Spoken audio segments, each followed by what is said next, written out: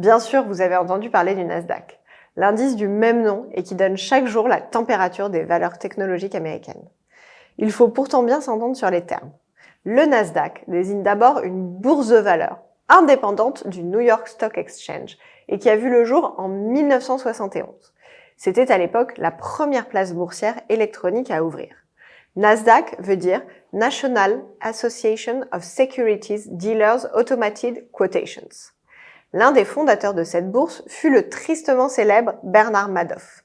Madoff présida même le Nasdaq au début des années 1990, devenant alors l'un des financiers les plus célèbres de New York.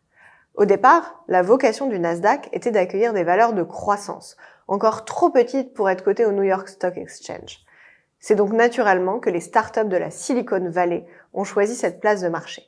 Mais la réussite incontestable des dirigeants du Nasdaq, c'est qu'elles y sont restées.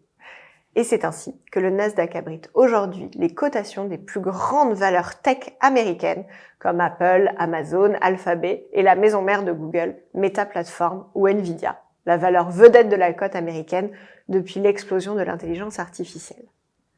Si le Nasdaq Composite rassemble toutes les valeurs cotées au Nasdaq, soit plus de 2000, d'autres indices plus sélectifs ont été créés. Ainsi, le Nasdaq 100 a vu le jour en 1985. L'indice abrite bien entendu tout le gratin de la tech américaine. Le Nasdaq compte aussi des indices sectoriels. Nasdaq Bank Index, Nasdaq Biotechnology Index, Nasdaq Telecommunication Index, etc. Quelques entreprises ont tenté l'aventure en France. Citons par exemple la valeur Criteo, spécialisée dans le ciblage publicitaire français sur Internet, ou encore la biotech dédiée à l'ingénierie du génome Selectis. Mais la première société française et même européenne qui a été cotée au Nasdaq fut l'éditeur de logiciels Business Objects en 1994.